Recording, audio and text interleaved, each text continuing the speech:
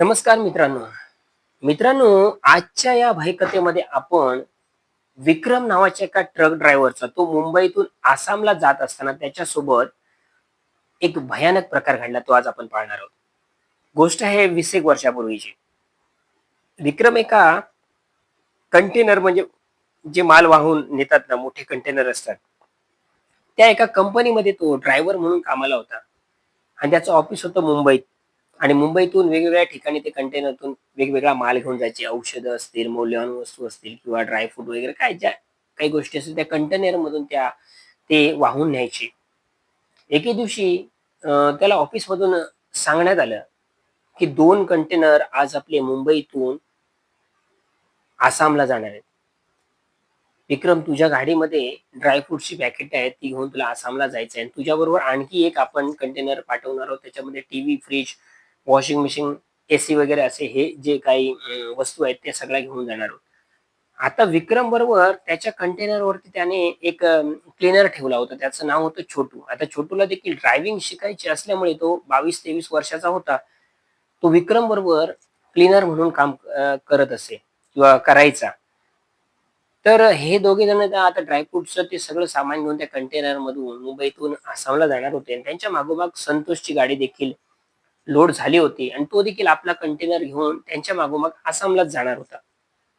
संतोषच्या गाडीमध्ये मात्र क्लीनर नव्हता. तो एकटाच गाडी चालवायचा आणि गाड्यांची कंडिशन तशी व्यवस्थित असायची. त्यामुळे गाडी मध्ये बंद पडण्याचा किंवा मेंटेनन्स येण्याचं काही कारणच नव्हतं.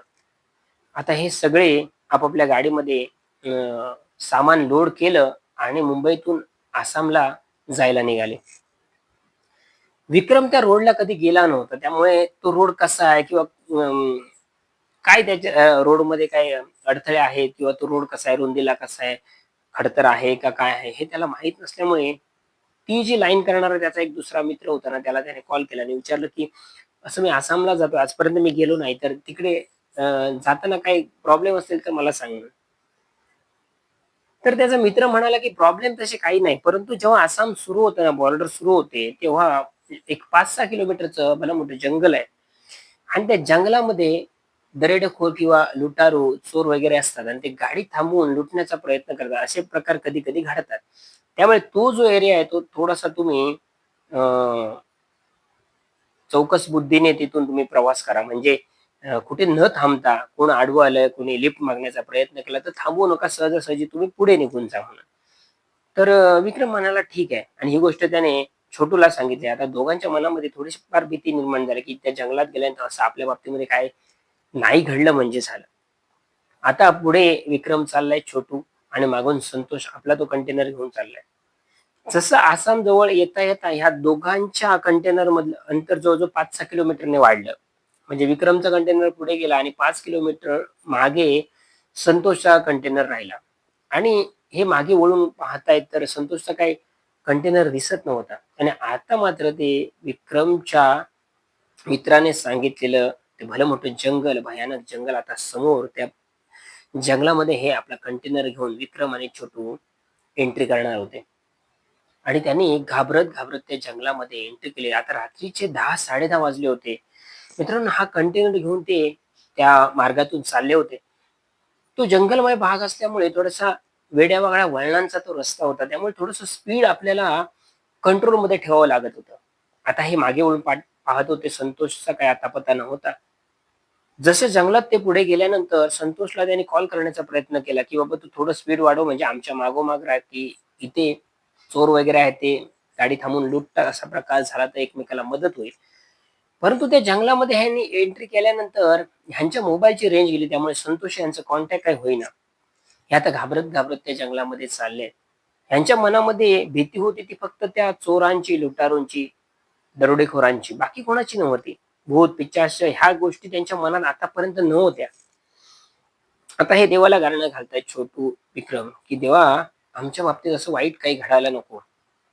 चोरी वगैरे काय असेल ते करण्यासाठी चोर इथे गाडी अडवतील किंवा काय होईल, असं काही आमच्या बाबतीत होऊ दे नको. सही सलामत या जंगलातून आम्ही पुढे बाहेर पडू देत म्हणून." आणि हे चाललेत. आता ते आजूबाजूला भलं मोठं जंगल. असा आमचा एरिया तो पूर्ण जंगल असा कोकणासारखाच भाग आहे. पूर्ण उंच-उंच झाडं, मोठमोठे वेली आजूबाजूला ती खडकं. तो रस्ता पार करत असताना, पुढे जात असताना ते आजूबाजूचं जंगल थोडंसं भयानक वाटत होतं, भीतीदायक वाटत होतं. ते मोठमोठे वृक्ष होते, मोठमोठे खोडं, त्यानंतर त्याला बिलगलेल्या वेली, आजूबाजूला तो खडकाळ भाग जंगलाचा आणि गाडीची लाईट पुढे पडत होती ना, तर एखाद दुसरे प्राणी इकडून तिकडे रस्त्याला क्रॉस होत होते. आता हे पुढे चालले असताना जंगलाच्या मध्यभागी ते आले असतील आणि गाडीचा जो स्पीड आहे तो कमी जास्त, कमी जास्त त्या कंटेनरचा व्हायला लागला.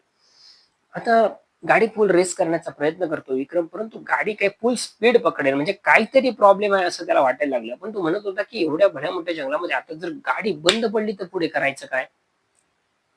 मित्राने सांगितलेला सगळा तो प्रसंग त्याच्या डोळ्यासमोरून गेला, की चोर येतात, लुटतात. तो म्हणतो, की "चोर येऊ दे, हे काही तर सामान येऊ दे, पण आमचा जीव घेतला त्यांनी, तर मग काय करायचं? आम्ही दोघेच एवढ्या मोठ्या भल्या मोठ्या जंगलामध्ये, या भयानक जंगलामध्ये इथे आम्ही आहोत." तर हे असं काही होऊ नये यासाठी ते प्रार्थना करत होते. आता हळू-हळू पुढे जात असताना एका ठिकाणी गेल्यानंतर त्यांचा तो कंटेनर, ती मोठी गाडी रस्त्याच्या मधोमधी बंद पडते. आता तो वळणा-वळणाचा रस्ता. गाडी बंद पडते. तो पुन्हा एकदा सुरू करण्याचा प्रयत्न करतो. गाडी सुरू व्हायची, परत बंद पडायची, सुरू व्हायची, परत बंद पडायची. स्पीड काही घ्यायची नाही.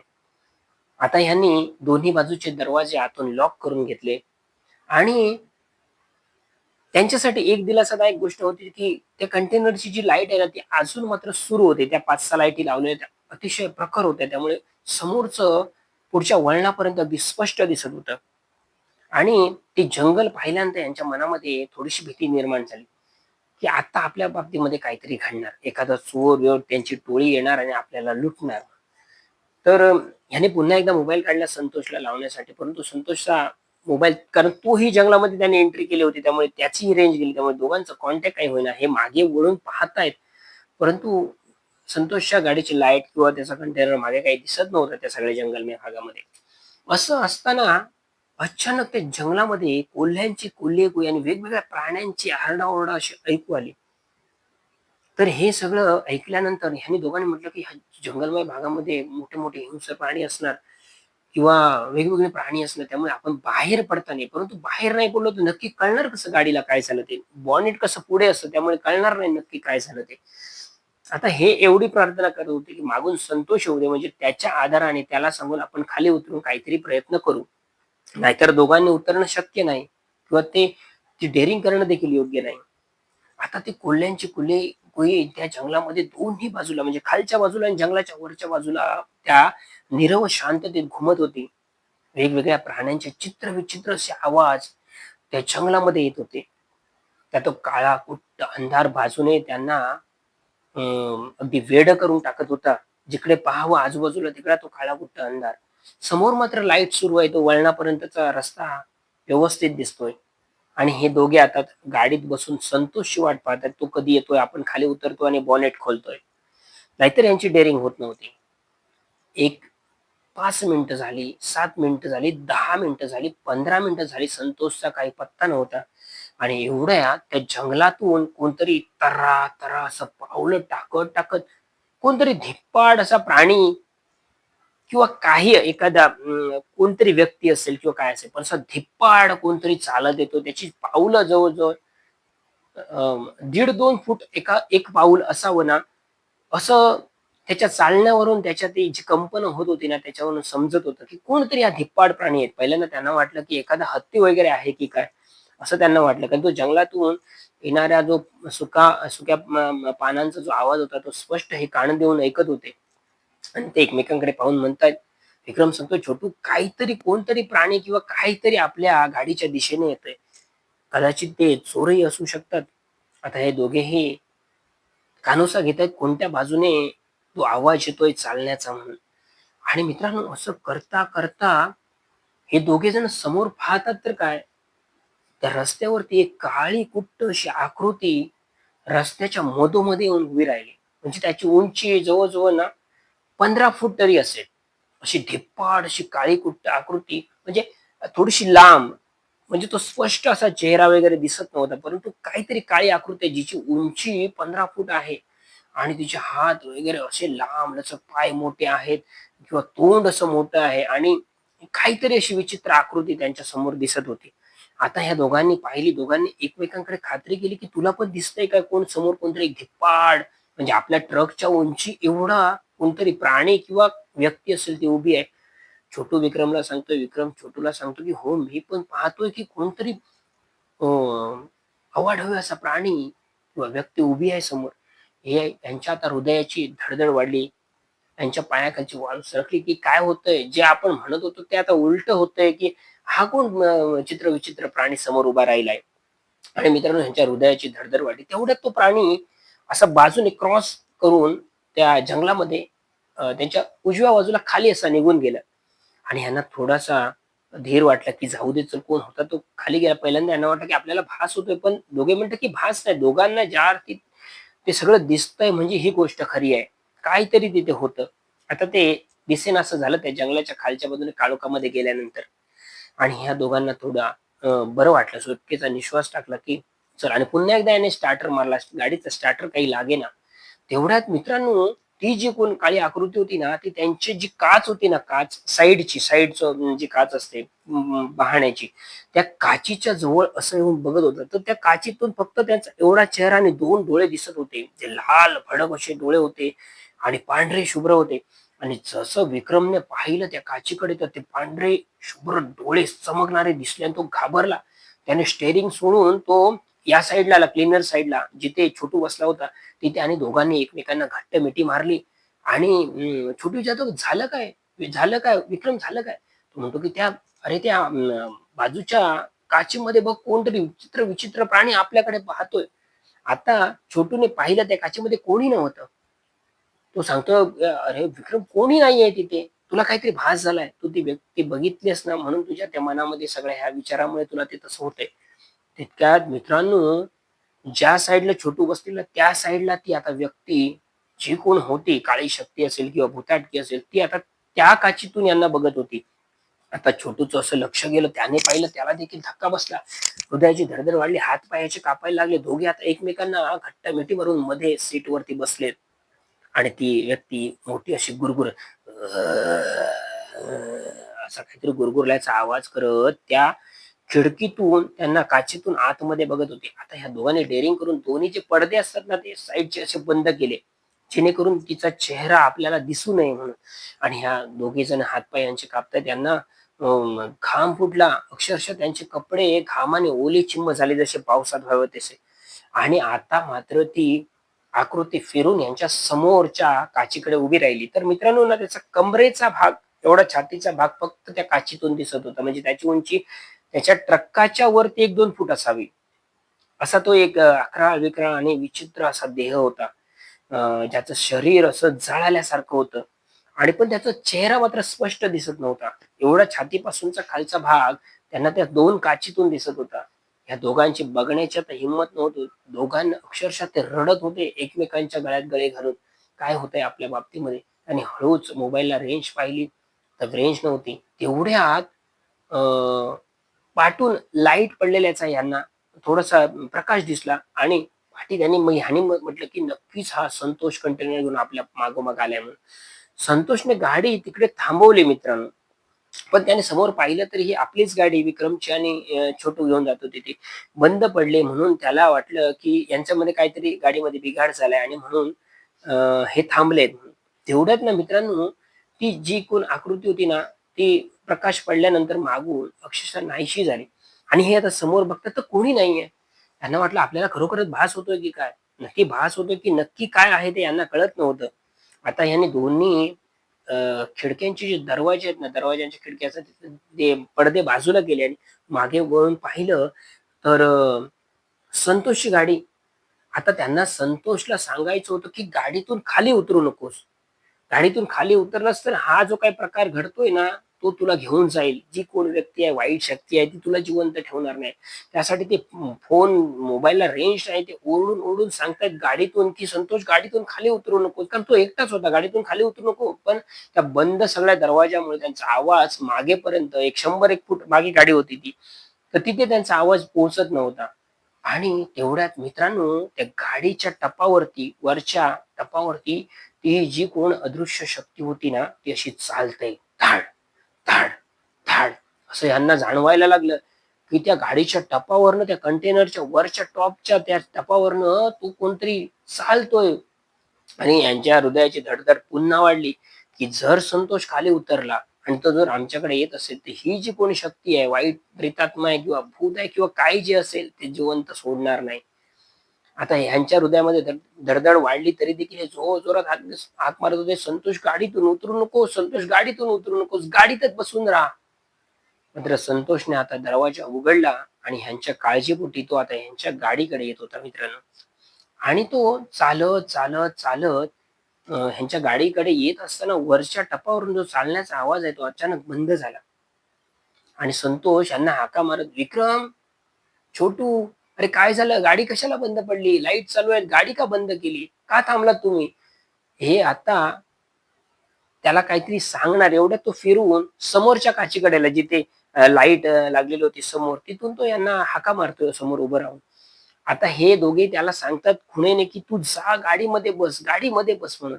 तेवढ्यात मित्रांनो जी काही आकृती होती, ती सरळ त्या टपावरनं त्याने धाडकन उडी मारली आणि संतोषला असं गळ्याला पकडून त्याने असे वर उचललं. हे दोघेही पाहतात, की संतोषला अक्षरशः ना त्या त्या वाईट शक्तीने, अदृश्य शक्तीने असं गळ्याला धरून असं खेळणं असावं ना, एखादी बाहुली असावी तशी अशी वर उचलली आणि धाडकन जमिनीवरती आदळलं. जमिनीवरती आदळल्यानंतर संतोष तो मेला की बेशुद्ध झाला हे मात्र ह्या दोघांना कळेना.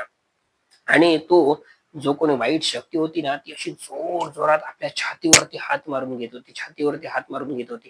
आणि आता मात्र तो समोर आल्यानंतर त्याचं जे रूप आहे ना, ते ह्यांना दिसलं ते असं होतं, ह्या बाजूचा पूर्ण चेहरा जळून गेला होता.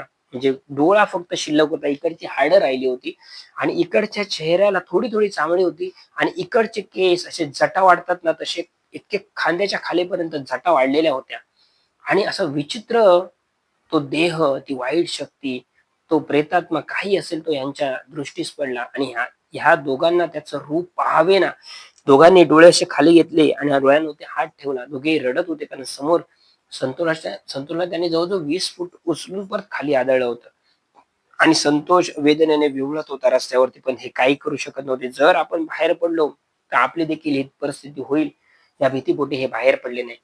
काही वेळानं मित्रांनो जी काळी आकृती होती, तो विचित्र असा देह होता ना, तो त्या जंगलामध्ये नाहीसा झाला आणि जंगलामध्ये नाहीसा झाल्यानंतर हे दोघेही खाली उतरले. आता यांना डेअरिंग करण्यापलीकडे काही राहिलेच नव्हतं यांच्याकडे. त्यांनी पाहिलं तर संतोष जिवंत होता. तर श्वासोश्वास चालत होता. परंतु तो अ, उंचावरून खाली फेकल्यामुळे तो जखमी झाला होता. त्याला उपचारांची गरज होती.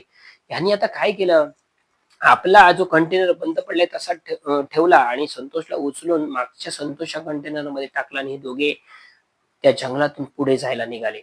तसेच जंगलातून पुढे जायला निघाले ना, ती तशी ती काळी आकृती पुन्हा एकदा त्यांच्या या बाजूने, कधी या बाजूने धावते, धावते, धावते त्यांना पकडण्यासाठी. आणि ह्याने विक्रमने गाडीचा स्पीड वाढवला. वळणं असली तरी कधी कसं तरी एकदा ह्या जंगलाच्या बाहेर पडायचंय. आणि तो स्पीड वाढून चाललाय. तशी ती आकृती ह्यांच्या मागनं धावते, धावते अशी विचित्र पद्धतीने धावत होती आणि तो विचित्र असा चेहरा इकडे जटा वाढलेल्या आहेत, इकडचं मांस पूर्ण गेलंय, गळून गेलंय, जळून गेलंय आणि इकडचा फक्त हाडांचा भाग शिल्लक राहिलाय आणि त्याला डोळे मात्र सफेद पांढरे शुभ्र दिसताय आणि इकडून असं रक्त गळतंय आणि पूर्ण देहच असा छिन्न-विछिन्न असा दिसत होता. आणि गाडी पळवली, पळवली, पळवली हा जंगलातून एका क्षणी बाहेर पडला. जंगलातून बाहेर पडल्यानंतर मात्र आता विक्रमला आता काय करायचं? संतोषला कुठे न्यायचं? काहीतरी त्याच्यावरती उपचार झाले पाहिजे. 1 किलोमीटर जंगलातून सरळ तो पुढे आल्यानंतर जंगल मागे राहिला आणि एक छोटंसं हॉटेल होतं. असं लाकडी फळ्या वगैरे लावून असं थोडंसं असं छोटं हॉटेल बनवलं होतं आणि तिथे त्या हॉटेलच्या समोर एक म्हातारा माणूस हात शेकत होता. तिकडे थंडी असल्यामुळे हात शेकत होता शेकोटीच्या समोर. आता विक्रमने गाडी थांबवली आणि तो धावत-धावत त्यांच्याकडे गेला त्या म्हाताऱ्या माणसाकडे आणि सांगितलं, की "आजोबा, इथे कुठे हॉस्पिटल वगैरे किंवा दवाखाना आहे का?" तेवढ्यात छोटू देखील गाडीतून उतरला आणि तो देखील सांगतोय, की "आजोबा सांगा ना, आम्हाला आमच्या मित्राचं डॉक्टरकडे न्यायचंय त्याला, आमचा दुसरा ड्रायव्हर आहे त्याला." तर तो म्हणतो, की "इथे 10 किलोमीटर पर्यंत तरी कोणताही दवाखाना आहे. पुढे गेल्यानंतर मुख्य सिटी सुरू होईल ना, तिथे मग दवाखाना किंवा तुम्हाला हॉस्पिटल वगैरे मिळतं. म्हणे इथे काही मिळणार नाही तुम्हाला उपचार करण्यासाठी." आता तो म्हातारा माणूस सांगतो, की "झालं काय नक्की ते तरी सांगा." तर ह्याने तो झालेला प्रसंग त्या सगळ्या म्हाताऱ्या माणसाला सांगितला ना, तर म्हाताऱ्या माणसाच्या चेहऱ्यावरती विचित्र हावभाव ह्या दोघांना पाहायला मिळाले. तर तो सांगतोय, की "ठीक आहे, म्हणजे तुम्ही त्याच्या तावडीतून वाचलात तर. त्याच्या तावडीतून कोणी वाचत नाही हां. आणि जर त्याच्या तावडीतून कोणी वाचलं, तर जास्त दिवस मात्र तो जगत नाही. या रस्त्यातून येताना जर तुम्ही थांबलात, तर तुमचा मृत्यू अटळ आहे. तो तिथेही होईल. तिथून तुम्ही बाहेर आल्यानंतर एक 4 दिवसांनी, 5 दिवसांनी किंवा आठवड्याभराने मृत्यू तुमचा 100% होणार. अशी ही घटना आहे. तर हे दोघेही घाबरले. म्हणजे आमच्या तिघांचाही मृत्यू अटळ आहे. तर तो म्हातारा माणूस म्हणू लागला, की "ठीक आहेच तुमचा मृत्यू अटळ. तुम्ही तिथून सुटून आलात, पण तुम्ही आता जगणार नाही. जास्त दिवस तुम्ही काढणार नाही." आमच्या हातापायांना कंप सुटला. म्हणजे आपला मृत्यू अटळ आहे. त्या दोघांनी त्या म्हाताऱ्या माणसाला विचारलं, की "आजोबा नक्की प्रकार तरी काय आहे हा? आता आम्ही मरणार आहोत. आमचं मरण जवळ आलंय तुम्ही म्हणताय त्याप्रमाणे. परंतु नक्की आहे तरी काय त्या जंगलामध्ये? तो कोण आहे व्यक्ती असा? जटा वाढलेल्या आहेत, एका बाजूने जळलेला आहे पूर्ण चेहरा, 15 फूट उंची आहे. चित्र-विचित्र असा तो देह नक्की आहे तरी काय?" त्या म्हाताऱ्या माणसाने त्यांना म्हणजे शॉर्टकटमध्ये सांगितलं, की बरीच वर्ष झाली. बरीच वर्षापूर्वी म्हणजे त्या जंगलातून तो रोड देखील तेव्हा बनला नव्हता. त्या जंगलामध्ये एक अघोरी आला आणि त्या अघोरीने तिथे तपश्चर्या करायला सुरुवात केली. आणि ती तपश्चर्या तो का करत होता, की ह्या सगळ्या वाईट शक्तींना आपल्या कब्जामध्ये घ्यायचं आणि त्यांच्याकडून आपल्याला जे काही करून घ्यायचंय ते करून घेता यावं यासाठी तो साधना करत होता आणि त्यांना तो वश करण्याचा प्रयत्न करत होता. जे प्रेतात्मे असतात, वाईट शक्ती असतात, भुताटकी असते, भूत असतात, त्या सगळ्यांना तो आपल्या कंट्रोलमध्ये करण्याचा प्रयत्न करत होता. बरेच दिवस त्याची साधना चालली, परंतु साधनेत एके दिवशी खंड पडला काहीतरी गोष्टीमुळे आणि जे करायचं होतं त्याच्या विरुद्ध झालं. ज्या जंगलातली आजूबाजूची सगळी जी वाईट शक्ती आहे ना, त्या वाईट शक्तींनी त्याच्या शरीरामध्ये प्रवेश केला आणि ती वाईट शक्ती आता जे काही करायचं ते ते सगळं त्या अघोरीकडून करून घ्यायला लागले आणि तो अघोरी साधना त्याची मधीच खंड झाल्यामुळे तो वेडापिसा झाला. त्या जंगलामध्ये फिरू लागला आणि एके दिवशी त्याचा अर्धवट जळालेला जो मृतदेह आहे त्या जंगलामध्ये तिथले जे मेंढपाळ आहेत त्यांना दिसला. तेव्हा तो तसाच होता, की एका साइडने जळलेला होता आणि एका साइडने त्याची ज्या जटा आहेत, त्या जटा खालीपर्यंत लोंबत होत्या आणि तो जळलेला छिन्न-विछिन्न देह त्या मेंढपाळाने पाहिला आणि त्याचा त्यामध्ये मृत्यू झाला होता. त्या असं जे प्रकार त्या जंगलामध्ये घडला होता आणि त्या दिवसानंतर त्या अघोरीच्या त्या मृत्यूनंतर त्या जंगलात अक्षरशः भुतांचा नंगानाच सुरू झाला. तिथे येणाऱ्या जाणाऱ्याला तो अघोरी रस्त्याच्या मधोमध येऊन अडवू लागला आणि आता त्याने एक विशाल स्वरूप धारण केलं होतं त्याच्या प्रेतात्म्याने आणि त्या वाईट शक्तीने त्याच्यावरती तो सगळा कब्जा केल्यामुळे तो सगळ्या ह्या गोष्टी करत होता. त्या वाईट शक्ती सगळ्या ह्या गोष्टी करत होत्या. जेव्हा त्या जंगलामध्ये तिथे गाडी बंद पडायची, त्या वेळी त्या गाडीतला एकही माणूस वाचायचा नाही. तो जगायचा नाही, त्याचा मृत्यू व्हायचा किंवा तो अगरू त्या त्या त्या म्हणजे त्यांचा जीव घ्यायचा. परंतु जर त्या सगळ्या प्रसंगातून एखादा माणूस जगला, तर तो जास्त दिवस मात्र जगला नाही. 8 दिवसामध्ये, 10 दिवसामध्ये, 15 दिवसामध्ये त्याचा काही ना काही कारणास्तव मृत्यू व्हायचा. तर असं एक ते प्रकरण आहे. असा एक त्या म्हणजे जुन्या काळामध्ये ही अशी घडलेली घटना आहे. त्यामुळे ह्या रूळने रात्रीचा कोण सहजासहजी प्रवास करत नाही. आता ह्या दोघांनाही पश्चाताप झाला होता, की आपण काय काय घडलं आपल्या बाबतीमध्ये? आपली काय चूक होती? एवढी चांगली गाडी होती, मेंटेनन्स कधीचा गाडीचा सगळा व्यवस्थित वेळच्या वेळी करत होतो आपण आणि गाडी ह्या जंगलामध्ये बंद पडली आणि आपल्याला हे सगळं भोगावं लागलं. आता आपला मृत्यू अटळ आहे हे पाहून दोघांचा कंठ दाटला. दोघांचे चेहरे रडवे झाले. तरी पण त्या म्हाताऱ्या माणसाने त्यांना सांगितलं, की तुम्ही काहीतरी देवाचं नामस्मरण किंवा काहीतरी किंवा काली मातेची साधना करा किंवा तिची तपश्चर्या करा किंवा काहीतरी या भक्ती मार्गातून हा तुमचा मृत्यू जो आहे, तो टाळता येईल का यासाठी तुम्ही प्रयत्न करा. आता पुढचे काहीच दिवस तुमच्याकडे शिल्लक आहेत. ह्या दोघांनाही ते समजेना नक्की काय करायचं आणि ह्या सगळ्या विवंचनेमध्ये ते कसेबसे तो ट्रेलर घेऊन गेले पुढे दुसऱ्या दिवशी आणि तो सामान खाली केलं. दुसऱ्या दिवशी त्या जंगलामध्ये जाऊन जो दुसरा कंटेनर आहे त्याचा मेंटेनन्स करून तोही ज्या ठिकाणी पोहोचवायचा होता त्या ठिकाणी पोहोचवला. त्यांनी दुसऱ्या दिवशी त्या संतोषला हॉस्पिटलमध्ये ॲडमिट केलं होतं आणि आता त्याच्यावरती उपचार सुरू होते आणि आता ह्यांना मात्र कळत नव्हतं, की तिथून आपण तर सही सलामत आलोय, पण त्या बाबांच्या, त्या म्हाताऱ्या माणसाच्या म्हणण्याप्रमाणे आपलाही मृत्यू अटळ आहे. आता करायचं काय? ह्यांनी आता त्या काली मातेची साधना करण्यास सुरुवात केली. तिचं नामस्मरण, तिचे स्तोत्र काय असतील ते सगळे म्हणण्यासाठी सुरुवात केली. त्यानंतर अ, रामरक्षा पठण करण्याचा देखील त्यांनी प्रयत्न केला. ती देखील सुरुवात केली. जेणेकरून हा आपला मृत्यू टाळता येईल का? हे पाहण्यासाठी. आता शेवटचा उपाय म्हणे ह्या सगळ्या गोष्टी त्यांना कराव्या लागत होत्या आणि ते करत होते. मित्रांनो, 1 दिवस गेले, 2 दिवस गेले, 3 दिवस गेले. संतोषची जी तब्येत आहे ना, हळू सुधारायला लागली.